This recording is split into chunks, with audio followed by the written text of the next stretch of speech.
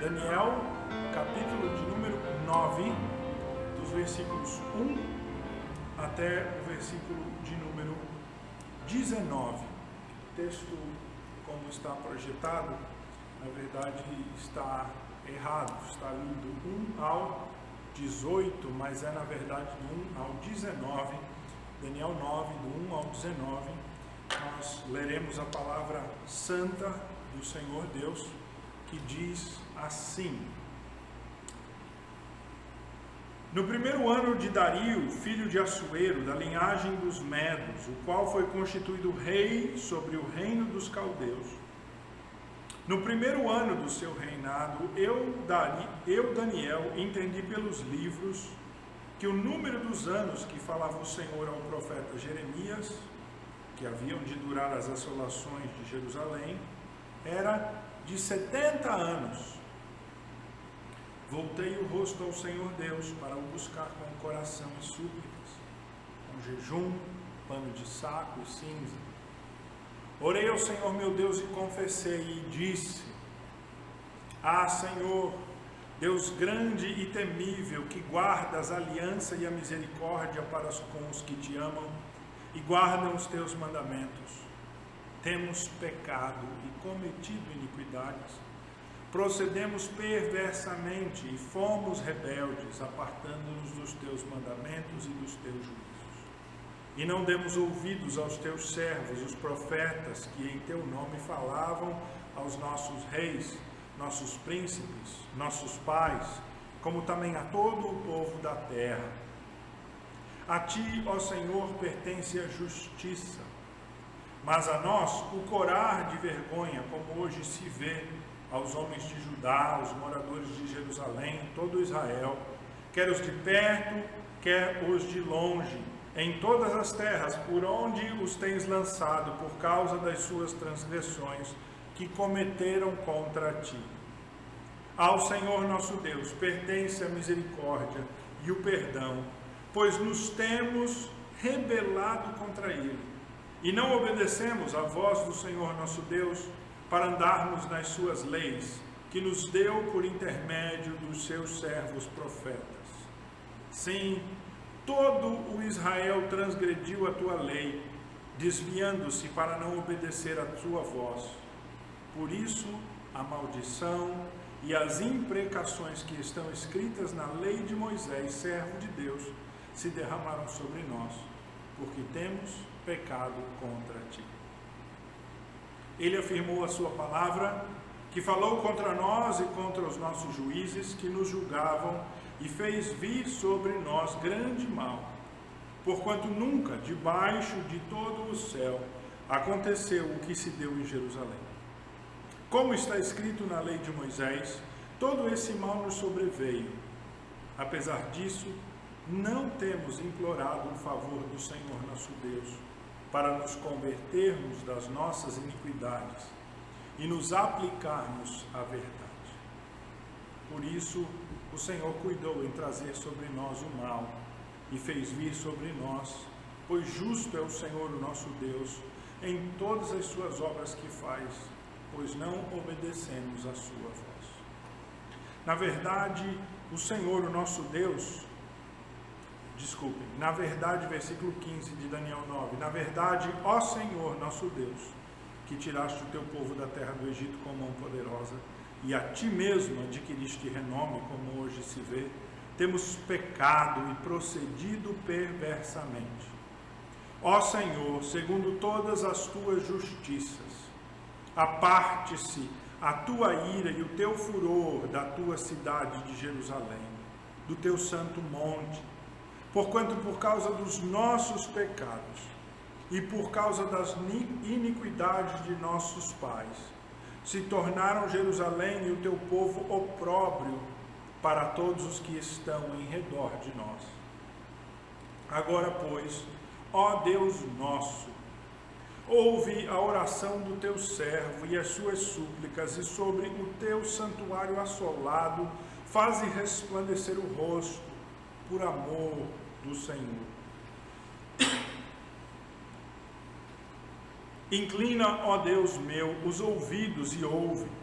abre os olhos e olha para a nossa desolação e para a cidade que é chamada pelo teu nome, porque não lançamos as nossas súplicas perante a tua face, fiados nas nossas justiças, mas em tuas muitas misericórdias. Ó Senhor, ouve. Ó Senhor, perdoa. Ó Senhor, atende-nos e age. Não te retardes por amor de ti mesmo, ó Deus meu, porque a tua cidade e o teu povo são chamados pelo teu nome. Até aí, irmãos, a palavra santa e sagrada do nosso Deus. Leitura do livro do profeta Daniel, capítulo 9, versículos de 1 ao versículo de número 19. Eu quero convidá-los para orarmos ao Senhor, pedindo a direção para a nossa vida. Ó Pai, nós precisamos da obra do Santo Espírito, do seu auxílio sobre nós, para desvendar assim, ó Pai, a tua palavra a nós. Mas também, ó Deus, para quebrar toda a resistência que há em nós, de ouvirmos com clareza, resistência que há em nós, ó Deus, de aceitarmos com submissão, resistência que há em nós, ó Deus, de praticarmos com afinco o teu desejo, a tua palavra. Ó Pai, com o teu Santo Espírito age no nosso coração, que a tua palavra esteja sobre nós. Assim eu clamo, em nome do Senhor Jesus. Amém.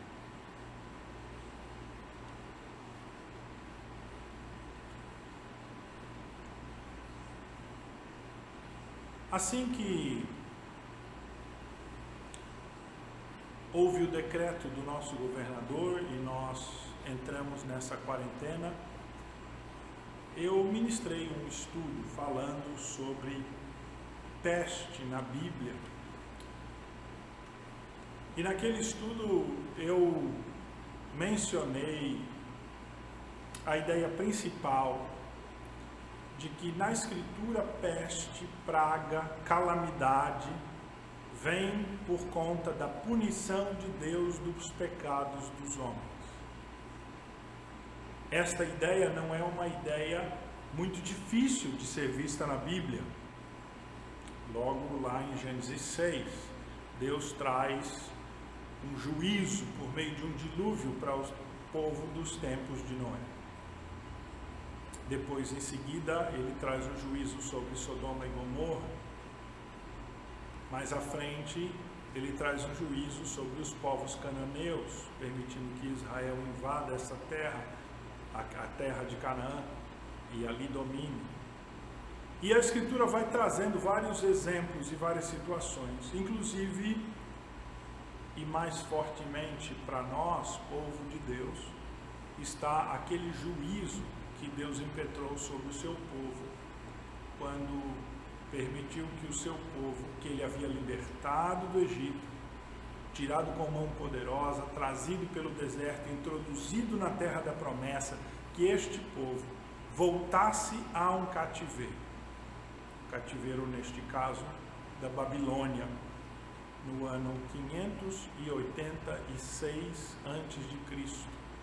Deus deu poder a Nabucodonosor para invadir, ajudar, cercar Jerusalém, entrar pelos seus portões, destruir a cidade completamente, matar a milhares e assim deixar desolada aquela terra, fazendo com que o povo de Israel, a partir daquele momento, cessasse de ser uma nação com direitos civis. Deus trouxe este grande mal sobre o seu povo, esta desolação do qual o Daniel fala neste mesmo capítulo aqui, com toda a justiça.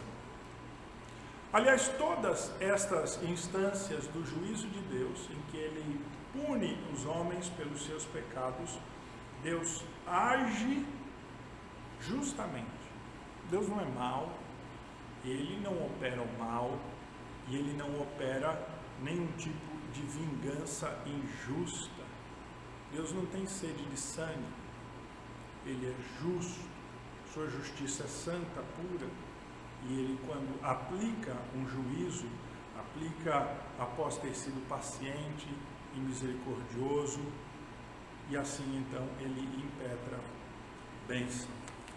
Esse juízo que o Senhor Deus trouxe sobre Israel não é nada novo, não. Esse juízo que o Senhor Deus trouxe sobre Israel, levando Israel cativo para a Babilônia, já estava prescrito lá em Levítico 26 e em Deuteronômio 32, quando o Senhor Deus, Ele coloca diante do povo as promessas que Ele tem a dar, aquilo que Ele teria a dar ao povo pela sua obediência, e coloca também as punições que Ele traria ao povo diante da sua desobediência. O Senhor Deus, Ele afirma que apertaria o cerco contra o seu povo mais e mais, punindo-o, disciplinando pelos seus pecados, até que então Ele os levaria ao cativeiro novamente.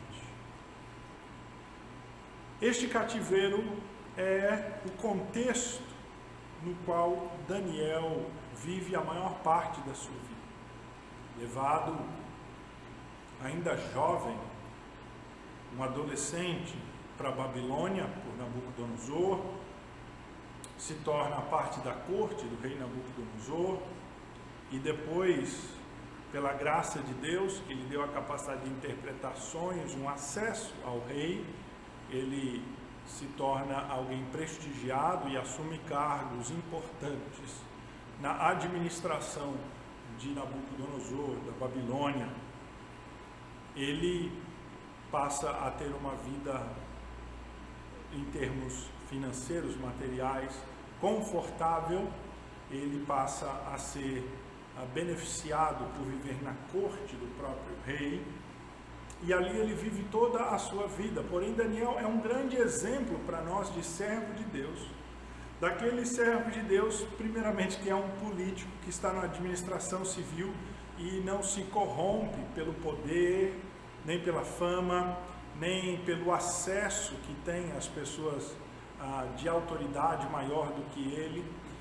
Daniel é alguém que vive numa sociedade completamente pagã, uma sociedade que se nega a servir o seu Deus, e que menospreza o seu Deus e o seu povo como um povo inferior, um povo que foi dominado, um Deus que foi derrotado. Entretanto, Daniel continua a ser fiel ao seu Deus em todas as coisas, e o Senhor Deus age por meio de Daniel de maneira extraordinária. Daniel é um homem de extrema oração. Ele vive uma vida quase que solitária. Ele é um eunuco, nunca casou, trabalhando, portanto, sempre ao serviço do rei, na área administrativa. Ele desfruta de privilégios, mas a maior parte das pessoas com quem ele se relaciona, as companhias de Daniel, são de pagãos. Daniel, entretanto, por trás daquele modo de vestir babilônio que ele tinha, por trás dos seus costumes e dos seus hábitos, da sua profissão, mantinha um coração que se quedava na presença de Deus, sendo um homem de oração, que buscava o Senhor. E como nós aprendemos aqui no capítulo 9, alguém que continuava a buscar a Escritura. Ele continuava a estudar os livros sagrados do Senhor. E ele nos diz então que no primeiro ano do rei Dario, e a identidade desse rei Dario aqui é uma identidade difícil de ser realmente apontada historicamente, porque há um rei Dario, um grande rei Dario, Dario o Grande, que vem depois.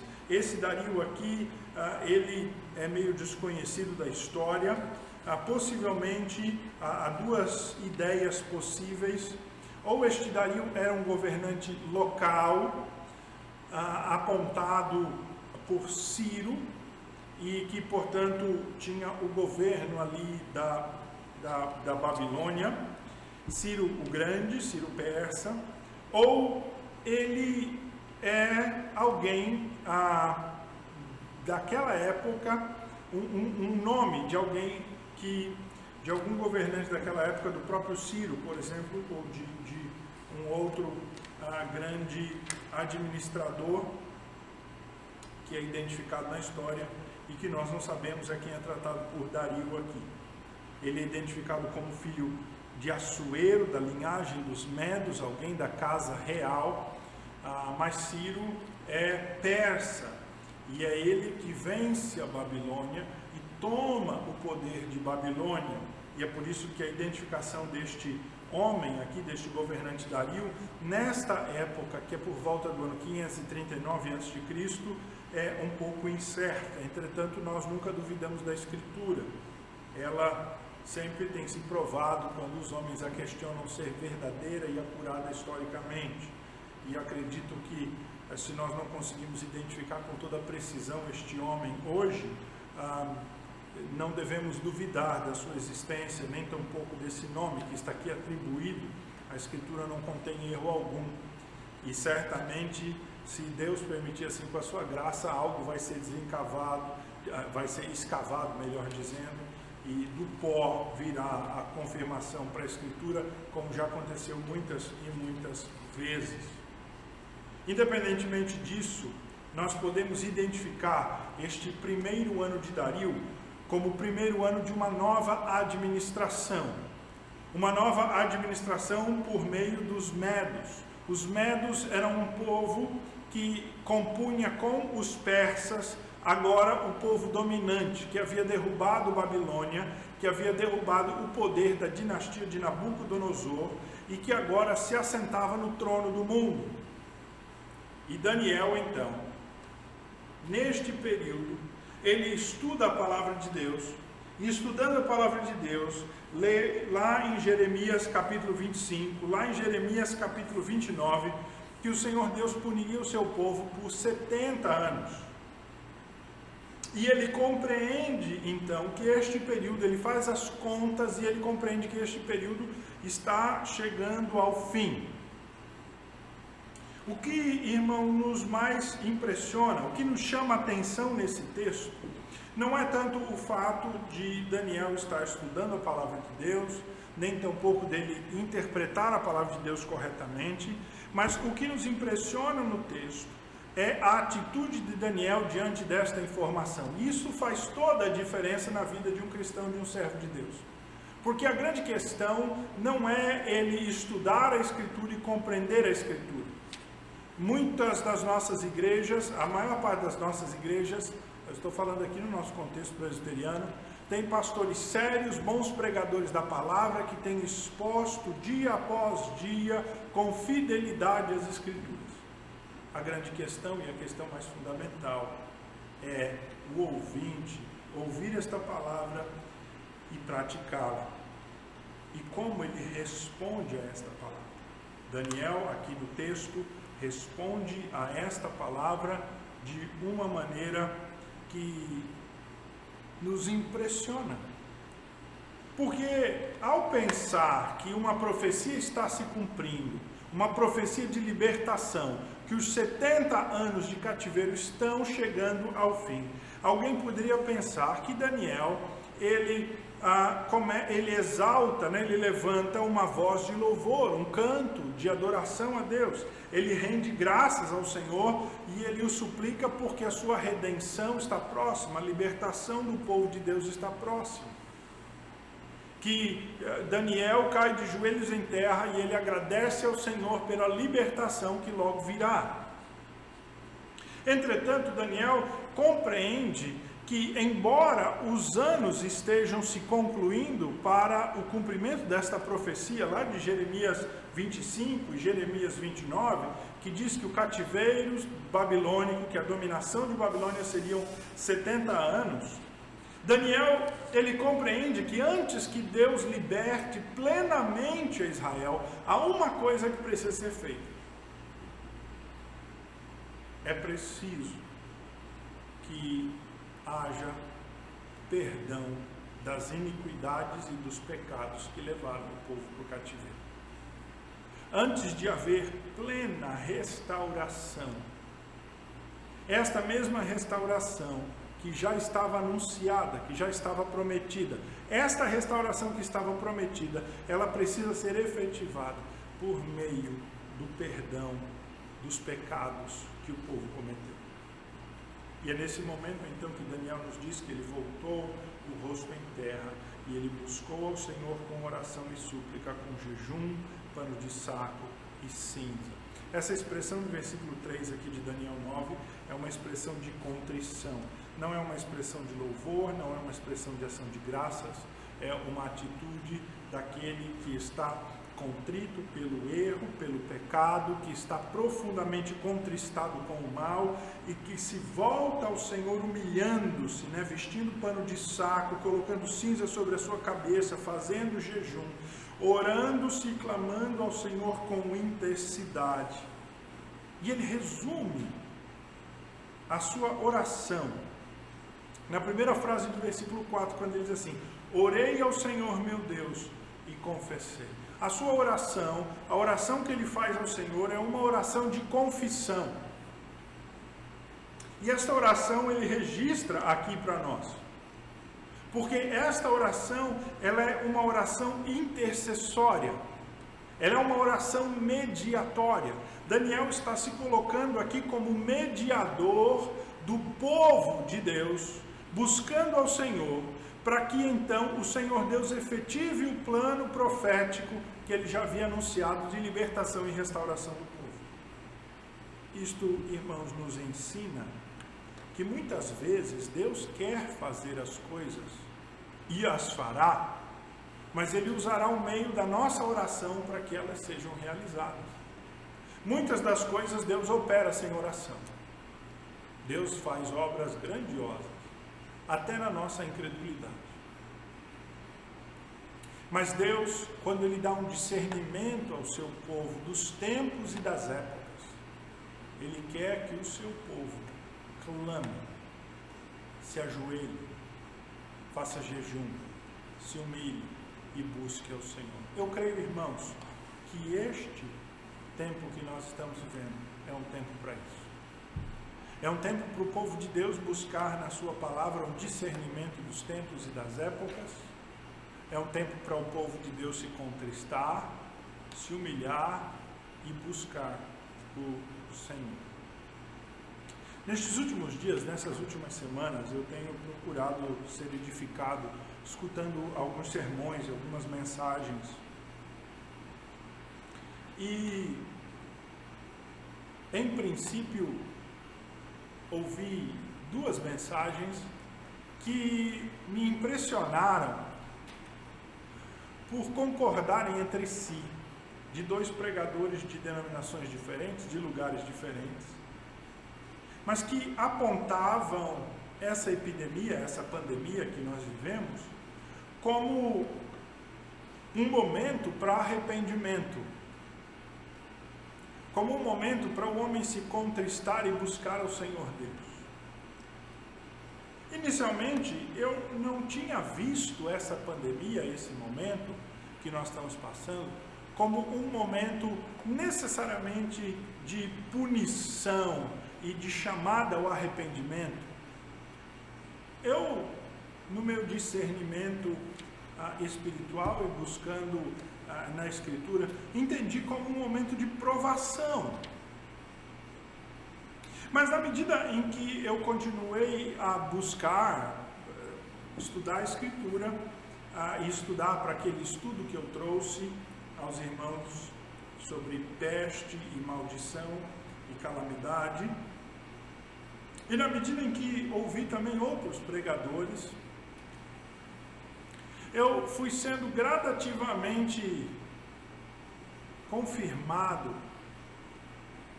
e de fato acredito que não podemos negar como servo de Deus, que esta pandemia que aí está, ela faz parte de uma obra de disciplina de Deus, de punição de Deus, do peso da mão de Deus sobre os homens. Deixe-me explicar. Eu não quero dizer com isso, irmãos, que Deus está desferindo sobre os homens os golpes finais que trarão o anticristo. Não acho que essa pandemia ou epidemia, ela é um evento apocalíptico no sentido de ser aqueles últimos eventos que trarão a vinda de Cristo. É certamente um evento e o nosso tempo como um todo está contribuindo para isso. Não acho também que esta pandemia ela pode ser colocada no mesmo nível da destruição de Sodoma e Gomorra, do dilúvio e da punição de Deus, mesmo sobre Israel e mesmo da punição pela qual Daniel está orando aqui nesse texto. Não é isso que eu estou dizendo. Mas, meus queridos irmãos, não há como negar em toda a Escritura que quando algo anormal acontece, ele vem da mão de Deus, seja para o bem ou seja para o mal. Nós cremos na soberania e no poder de Deus. E que em toda a história humana, as pestes, elas são fruto do peso da mão de Deus, que lembra os homens caídos da sua limitação e que lembra os homens caídos de que eles precisam voltar-se para o Criador. De modo, meus irmãos, que eu acredito que este tempo que nós passamos é um pequeno aviso de Deus. É um aviso antecipatório. Esta pandemia, comparada a outras fases da história da humanidade, outras pandemias, outras pestes, ela é muito pequena. Os próprios efeitos econômicos, que serão reais, é verdade, que nos abalarão, eles não se comparam a outros eventos econômicos do passado que passaram nossos antepassados, mesmo a crise de 29, talvez comparável à crise de 2008, um pouco pior, é isso que analistas estão contando. Certamente esta pandemia trará alguns efeitos, mas estes efeitos, irmãos, quando olhamos à luz da história, eles são muito pequenos para nós dizermos que este é um golpe definitivo de Deus contra os pecados dos homens. Mas nós não podemos negar que esta pandemia é uma lembrança do Deus poderoso, de que Ele está no controle, de que o homem é limitado e nada pode, e de que ele precisa, o homem, voltar-se ao Deus Criador. É um pequeno lembrete. E este é o tempo, irmãos, então, de nós, povo de Deus, agirmos semelhantemente a Daniel. É momento de nós nos contristarmos e clamarmos o perdão de Deus e a misericórdia de Deus sobre o povo do nosso tempo. Porque é isso que Daniel faz. A sua oração tem 3 partes. Do versículo 4 ao versículo de número 8, está a afirmação do pecado e da culpa de Israel. Do versículo 9 ao versículo de número 15, está a afirmação da justiça de Deus, da retidão de Deus em punir Israel. E dos versículos 16 até o versículo 19 está a petição de Daniel, aquilo que Daniel pede ao Senhor. 3 partes desta oração, essas 3 partes dessa oração nos mostram assim a perspectiva de Daniel acerca do tempo em que ele vivia, a sua compreensão espiritual e a sua ação diante daquilo que ele viu e Deus lhe deu conhecimento. Dos versículos 4 até ao versículo de número 8, Daniel, ele apresenta o pecado do povo. Ele começa no versículo 4, lembrando da aliança de Deus. E quando no versículo 5 ele diz assim: temos pecado e cometido iniquidades, Daniel está se incluindo dentro daqueles que pecaram. O próprio Daniel, ele nada fez, se olharmos os eventos particulares da sua vida, para levar ao cativeiro. Quando trazido ao cativeiro, ele era um adolescente, ele era um menino. Ele viveu a sua vida inteira no cativeiro. O próprio Daniel poderia ter sido alguém revoltado, né? Revoltado por ele viver num contexto em que ele sofre as consequências pelos pecados dos seus antepassados. Mas Daniel, como servo de Deus, olha para todas essas coisas e ele entende que o Senhor Deus estava punindo todo o povo. E ele não pode se abstrair da totalidade do povo, da aliança de Deus que ele menciona no versículo 4. E ele se inclui nisso. E ele diz: temos cometido pecado, procedido perversamente, sido rebeldes, nos apartamos dos teus juízos. Versículo 6. Não demos ouvidos aos teus servos profetas. Israel, diz ele, perdoe, irmãos, Israel tem que corar de vergonha os nossos reis, os nossos príncipes, o povo, porque o povo pecou contra ti. O pecado que leva Israel ao cativeiro não é simplesmente uma quebra da lei moral de Deus, essa lei que temos estudado nos estudos aqui da igreja, os estudos transmitidos online. O pecado que leva Israel para o cativeiro, irmãos, não é a simples quebra de um mandamento do Senhor, mas o pecado que leva Israel para o cativeiro é o pecado da quebra da aliança com Deus, porque este é o povo de Deus. E quando o povo de Deus age perversamente e se aparta do seu Deus, ele comete pecado duplo. Ele não somente rejeita a lei de Deus, como ele rejeita a própria aliança que ele tem com o seu Deus.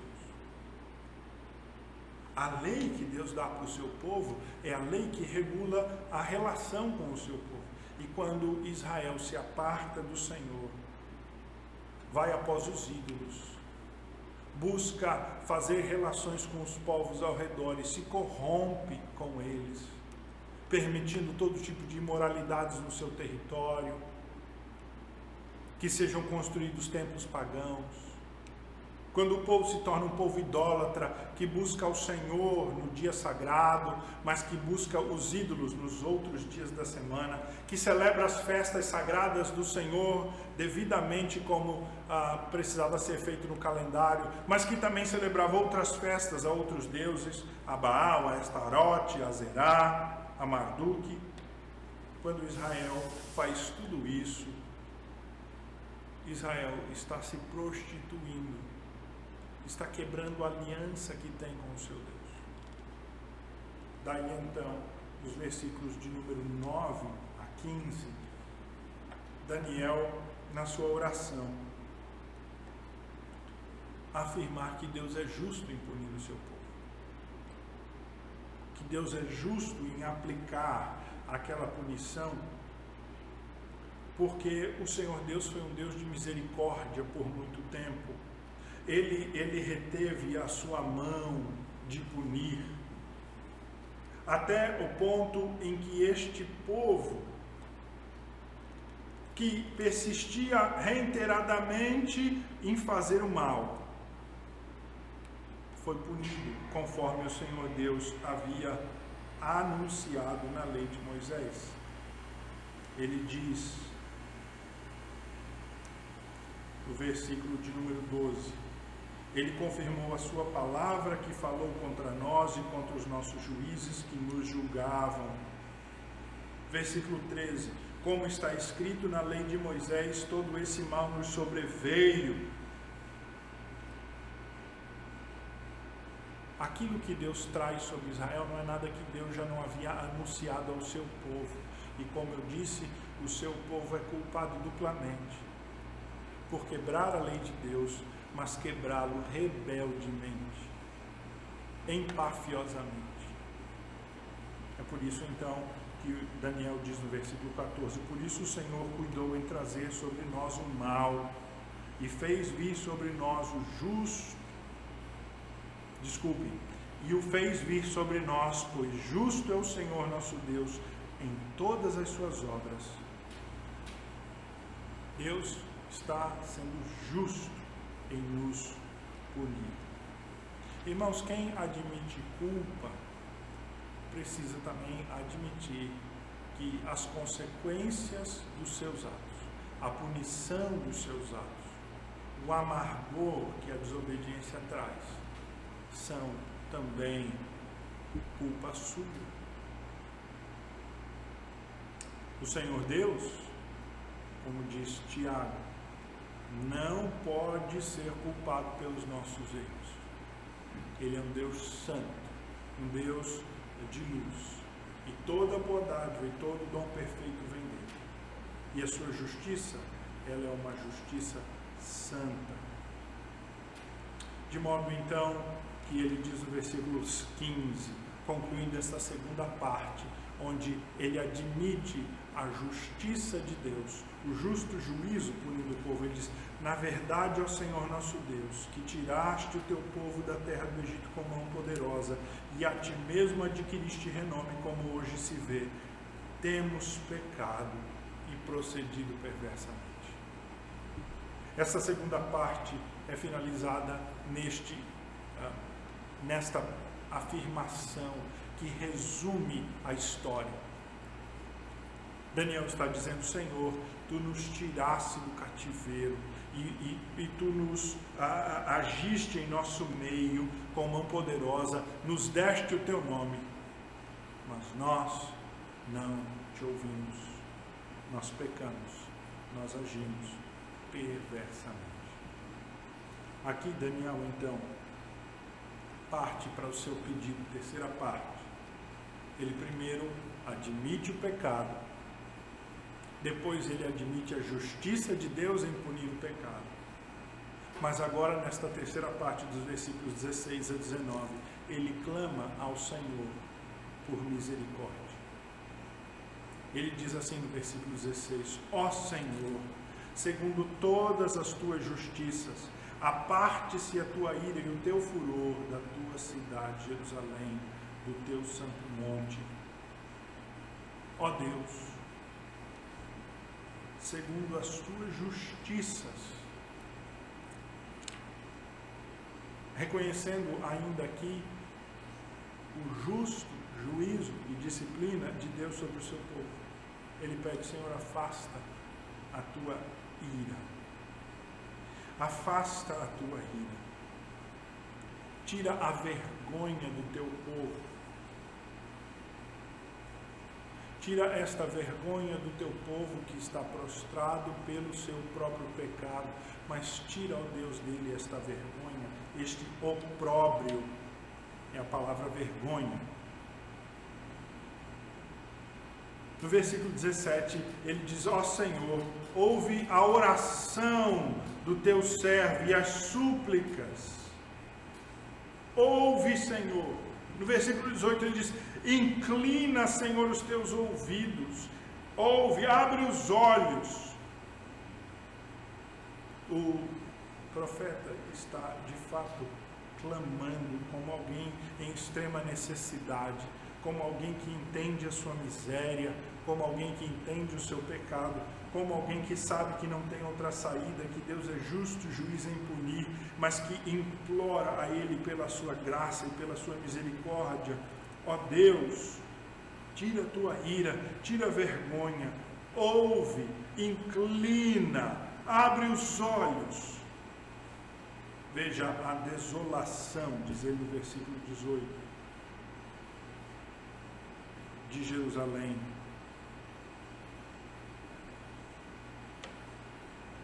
E é aqui nesse ponto, então, na segunda metade do versículo 18,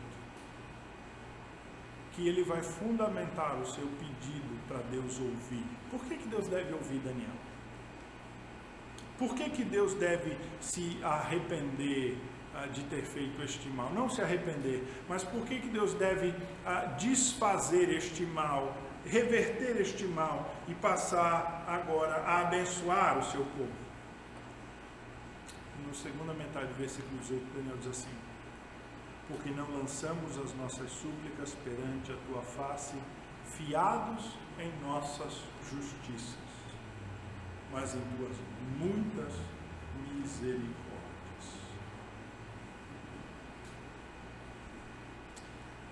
Daniel, ele busca a um Deus de graça e de misericórdia, não com base em nada que ele tenha ou possa apresentar, nem na dignidade do pecador, em qualquer valor que haja no pecador. Ele não diz assim: o Senhor me perdoa, porque nós de fato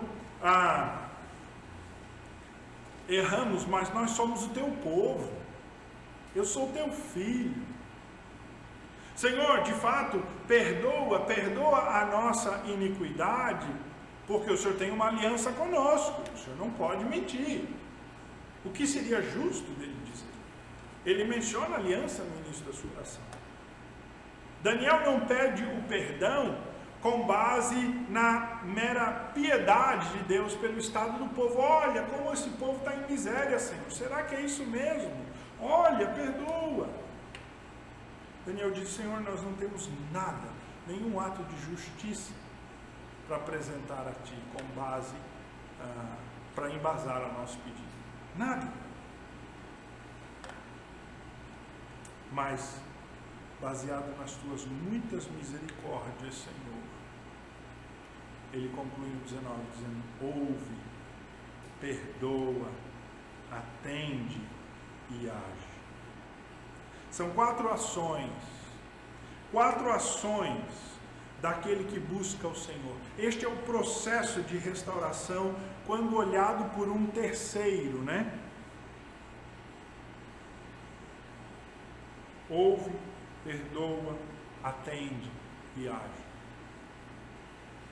Nós não temos tempo de entrar nos detalhes dessas quatro ações, mas é o processo. Quando o pecador contrito, ele busca o Senhor ouve, ele o perdoa, ele atende, o acode, agindo então.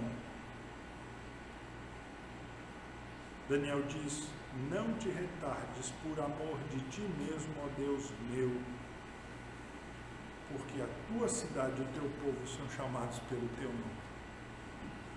Este é o apelo final de Daniel. Talvez o seu maior argumento, quando ele diz: Senhor, não te esqueças que este povo e esta cidade são chamados pelo teu nome, que é um nome glorioso do Senhor, que será exaltado na restauração desse povo. Assim como é um nome glorioso do Senhor, que é envergonhado pelos nossos pecados, é um nome glorioso do Senhor, que é exaltado na nossa restauração. Desse modo, então, irmãos, Daniel, ele se coloca como um intercessor, como um intermediário diante de Deus, buscando ao Senhor por este povo que foi levado ao cativeiro e que já lá está por 70 anos. Mesmo que haja uma profecia, é preciso haver um meio de libertação. Mesmo que Deus já tenha decretado os fins, o Senhor Deus usará meios. E Ele então vai usar Daniel como um intercessor, um mediador daquilo que Ele quer fazer, que é a salvação deste seu povo Israel do cativeiro, trazendo-os de volta para a terra por meio da oração de Daniel. Irmãos, nós vivemos em tempos maus, em que a maldade se alastra, e nós antes de nos colocarmos como acusadores desse mundo mal que aí está, de nos colocarmos como julgadores desse mundo mal que aí está, nós precisamos nos colocar como intercessores da graça e misericórdia de Deus por este mundo mal que aí está. O nosso contexto é diferente. O contexto de Daniel está restrito à aliança de Deus com o seu povo e às promessas da aliança. No nosso caso de hoje, nós não estamos debaixo dos mesmos termos. E ao clamarmos pelo mundo, não estamos clamando pelo povo da aliança de Deus. Temos que fazer essa distinção. Mas nós devemos clamar pela misericórdia de Deus nesses tempos que nós estamos. Porque nada disso que está acontecendo, irmãos, é em vão, é mero acaso, é passageiro. O povo de Deus precisa ser um povo intercessor pelos pecados dos seus tempos. Ele precisa ser um povo que se levanta e aponta os erros. Ele precisa ser um povo que não se conforma ao mal do seu tempo. Ele precisa ser, de fato, um povo proclamador, que testemunha, que leva o evangelho, que vai adiante, que aponta os males. Mas nós precisamos ser um povo que também, irmãos, cai de joelhos em terra e intercede a Deus. Nós devemos unir em nós esse espírito profético daquele que anuncia o juízo vindouro de Deus, com esse espírito mediatório que Daniel teve, de clamar a graça de Deus sobre o povo. Evidentemente que nós não temos, como Daniel, uma confirmação profética daquilo que Deus está fazendo e da duração do que Deus está fazendo.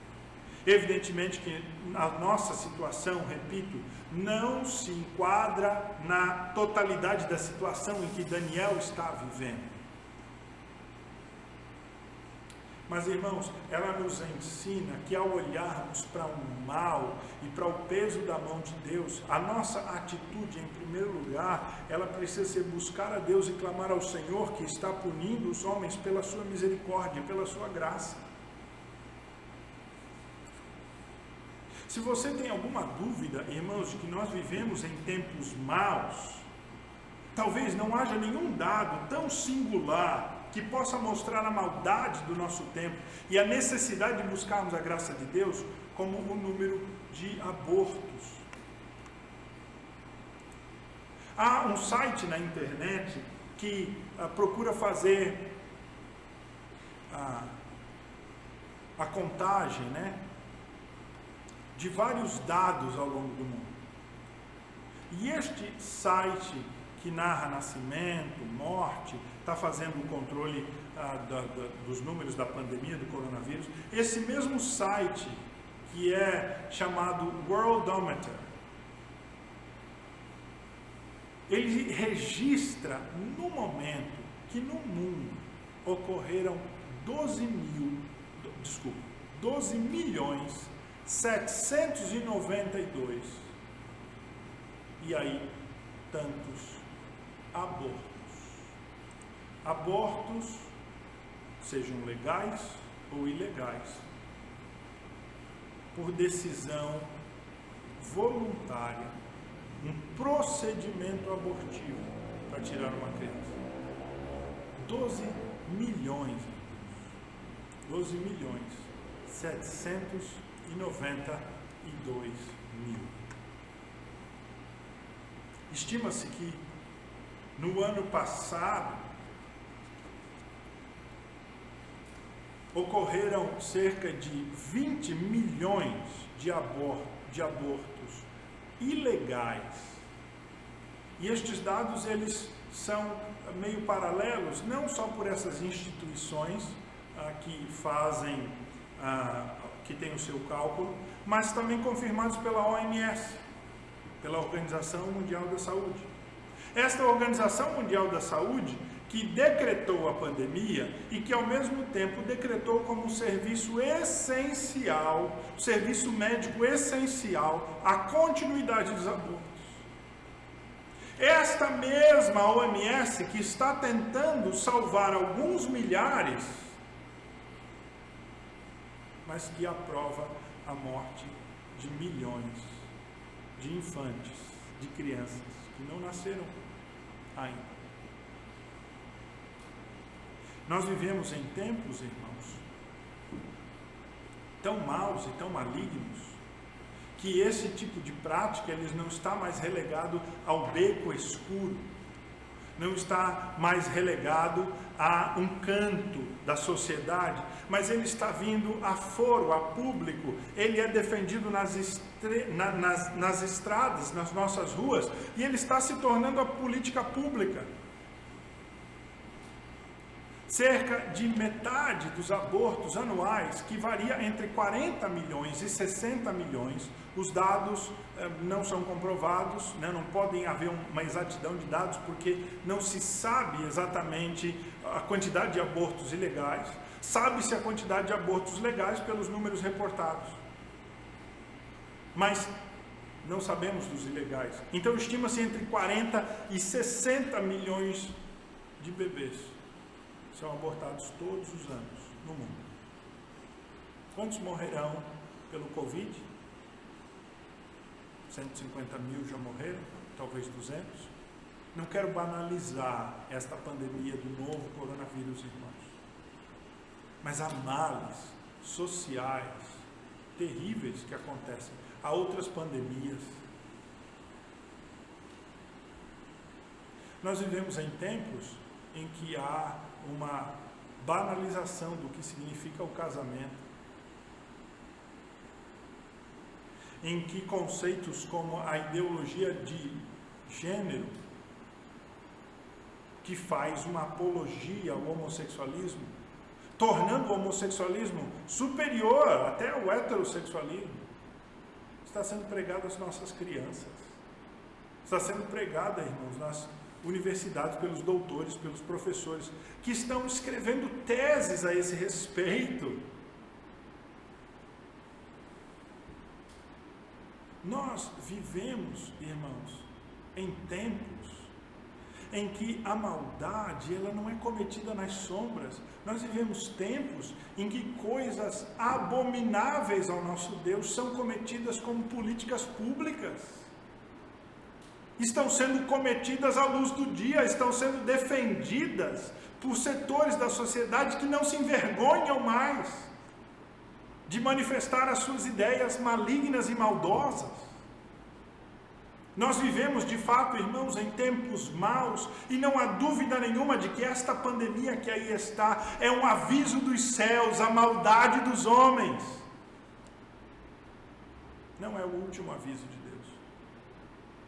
Não é o pior dos avisos que o Senhor Deus dará. Mas ela é, de fato, irmãos, um aviso dos céus a este homem que se acha independente do Criador de todas as coisas, que agora acha que descobriu a sua origem a parte de Deus, por meio de um processo evolutivo, não precisa mais de Deus. Deste homem que olha para a igreja e a rejeita, não porque não gosta da igreja, mas porque rejeita o Cristo da igreja. Irmãos, nós vivemos em tempos maus. E nós podemos sim apontar o dedo. Nós podemos apontar o dedo para este mundo mau. Mas eu acredito que nós só temos o direito de apontar o dedo para este mundo mau na medida em que nós também dobramos o nosso joelho e intercedemos pela maldade do mundo, pelo mal que aí está, e clamamos a misericórdia de Deus sobre o homem. Uma certeza que nós podemos ter, irmãos, e eu quero concluir, é que o povo de Deus, em tempos como este, é um povo que sempre é preservado, é cuidado, é guardado. Se talvez você está ouvindo a minha palavra e você está pensando assim, mas então, pastor, o meu negócio, a minha vida, a minha família que está sendo afetada por essa pandemia, está sendo afetada por esse mal que está aí no mundo. É justo que Deus puna o mundo e nós soframos este mal? Irmãos, nós olhamos de volta para Daniel. Daniel podia agir assim, e ele podia ao mesmo tempo reclamar para Deus de que ele não tinha feito nada, absolutamente nada, para sofrer aquilo que sofreu, sendo levado para o cativeiro, sendo feito um eunuco, vivendo aquela vida. Mas Daniel não assume esta postura de vítima. Ele assume uma postura ativa de servo de Deus, que age na sua época com toda a retidão, com todo o discernimento. Todo o mal que nós sofremos, irmãos, é mal porque nós vivemos num mundo mau, num mundo de pecado. Um cristão não pode, não deve realmente esperar muito desta vida. Ele tem que estar cada vez mais firmado em Cristo.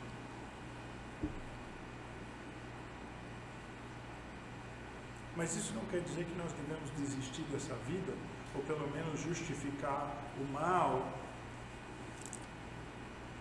com o pecado dos outros. Porque a Escritura de fato promete que Deus cuidará de nós, irmãos. E se Deus age com o mal, aliás, se Deus age contra o mal e pune os homens maus, Deus sempre cuidou do seu povo. Deus cuidou de Noé e sua família. Deus cuidou de Ló e da sua família. Deus preservou aqueles 7.000 fiéis no tempo de Elias, os quais o Senhor manteve debaixo da sua graça. O povo de Deus passa por tempos difíceis, e possivelmente tempos difíceis teremos adiante de nós, mas o Senhor Deus cuidará de nós. Nós que buscamos ser fiéis ao nosso Deus e honrá-lo, podemos sofrer as consequências desse peso da mão de Deus que está ao nosso redor, mas nós teremos também o cuidado da boa mão de Deus nos conduzindo nesse processo e precisamos confiar nisso. O Salmo de número 91, que tem sido lido por vários pregadores, quando ele diz assim, né? O que habita no esconderijo do Altíssimo e descansa à sombra do Onipotente, ele será livre do laço do passarinheiro, ele não se assustará com o terror noturno, com a peste que se propaga nas trevas, com a mortandade que vem ao meio-dia. Caiu 1.000 ao teu lado, 10.000 à tua direita, tu não serás atingido. Somente com os teus olhos contemplarás e verás o castigo dos ímpios. Irmãos, esse texto aqui não garante que nenhum de nós será abalado por aquilo que Deus faz ao nosso redor no nosso tempo. O que o Salmo de número 90 garante é que quando Deus pesa a sua mão sobre os ímpios, aquilo que o seu servo sofre ou que acontece na vida do teu servo não é consequência do juízo de Deus. Nós podemos ter certeza sempre do bom cuidado, do amor do nosso Deus por nós, mesmo que Ele esteja pesando a mão sobre aqueles que estão ao nosso redor. Deus cuida do seu povo. O que quer dizer que se Deus está castigando a humanidade, Ele não está castigando o seu povo, porque Ele já o fez sobre Cristo na cruz. Agora, o seu povo não pode ser retirado do meio da humanidade. Nós não somos uma ilha, mas nós podemos ter certeza do amor e do cuidado de Deus sobre nós. E é por isso então que nós somos colocados numa posição de agirmos como intercessores, como mediadores, para clamar ao Senhor a sua graça e a sua misericórdia sobre este mundo mau que ali está. Este mundo que defende o aborto, a promiscuidade sexual, que defende as drogas livremente, que defende a libertinagem humana. Nós precisamos ser, irmãos, de fato, sábios e discernir os nossos tempos a partir da Escritura, como fez Daniel, e aí sim dobrarmos o nosso joelho, agindo então como instrumentos de Deus, não apenas pensando, irmãos, nas nossas questões pessoais. Nós precisamos pensar um pouco mais na perspectiva ampla do plano de Deus e de nós como povo de Deus nesta época. Nós não sabemos o que Deus tem para fazer por nosso bem. Quem sabe esta é uma época de grande despertamento espiritual. Quem sabe esta será uma grande época de reavivamento. Pode ser que seja o contrário, uma época de maior endurecimento, em que o homem se rebelará mais contra Deus. Mas a nossa ação precisa não ser pautada pela situação, mas pela Escritura, como o povo sábio de Deus. E nós precisamos apontar os males da nossa época, mas precisamos também dobrar o nosso joelho e interceder para que o Senhor quebrante os corações, reavive a sua obra, use a sua igreja, glorifique o nome de Cristo em nosso tempo, por meio da sua igreja, do seu povo. Nós somos coluna e baluarte da verdade, Paulo diz, escrevendo a Timóteo. Irmãos, se há verdade no mundo, esta verdade é a Escritura. E o povo que carrega a Escritura, que prega a Escritura, somos nós. Então nós é que seremos esses proclamadores de luz, nós somos sal, nós agindo neste momento, seremos aqueles que farão a diferença para a glória de Deus e para a melhora desse mundo. Nós não devemos nos acanhar, devemos ser profetas proclamadores do mal, mas devemos ser intercessores, dobrando nosso joelho e clamando para que o Senhor Deus tenha misericórdia deste povo. Vamos fazer isso nesse momento, irmãos, orando ao Senhor. Vamos orar. Pai, eu quero clamar a Tua misericórdia sobre o homem caído, longe de Ti, perdido em seus pecados, rebelde, ó Deus, contra Ti e a Tua lei. Eu quero interceder, ó Deus, por este presente século em que nós vivemos, este presente século mau, em que, ó Deus, os pecados sexuais se acumulam, a ganância, a maldade, a trapaça, ó Deus, a mentira, o desejo do homem de viver do modo como quer, livre, ó Deus, que o leva a defender algo abominável como aborto, a banalização, ó Deus, dessa instituição santa e sagrada, que é o casamento. O mundo tem tornado, ó Deus, o respeito a autoridades em algo mal, quando Te agrada, ó Deus, a submissão a autoridades, o respeito e a dignidade a autoridades, começando pelos pais. O mundo tem menosprezado isso, ó Deus, tem feito chacota disso. Este mundo que aí está, ó Deus, que tem usado a Tua palavra de modo blasfemo, ridicularizando a Escritura. Ó Deus, nesse mundo mau que temos vivido, nós clamamos a Tua misericórdia e a Tua graça. Ó Pai, nós queremos ser como Daniel, que são instrumentos da realização do Teu plano. Ó Deus, usa-nos para fazermos a diferença nesses dias, para agirmos, ó Pai, de maneira a salgar este mundo insosso, a sermos luz nesse mundo de trevas, a trazermos, ó Deus, alento neste mundo de dor. Usa-nos, ó Deus, para isso. Usa a Tua igreja, ó Deus, aqui em Penha, em Pissarras, em Barra Velha, em São João do Itaperiú, para sermos de fato luzeiros, ó Pai, neste mundo tenebroso. Ó Deus, tem misericórdia deste mundo mau. Usa-nos, ó Deus, para a salvação dos Teus eleitos. Usa-nos, ó Deus, para a expansão do teu reino. Usa-nos, ó Deus, para a glória do teu Filho Jesus. Tem misericórdia, ó Deus, deste homem caído. Dá-nos a intrepidez de proclamadores, ó Deus, dos males desse mundo, ao mesmo tempo em que proclamamos o amor do nosso Senhor e Salvador Jesus Cristo. Ó Pai, dá-nos toda a prudência, todo o discernimento, mas dá-nos toda a ousadia, que o teu povo não se encolha nesta hora, ó Deus, e que com todo o discernimento da Escritura, discernimento de servos de Deus, o teu povo saiba agir e haja de uma maneira que glorifique o teu nome. Assim eu clamo e oro pelo nosso Brasil, por este mundo, no nome do Senhor Jesus, que reina soberano, o nosso Senhor e Salvador. Amém.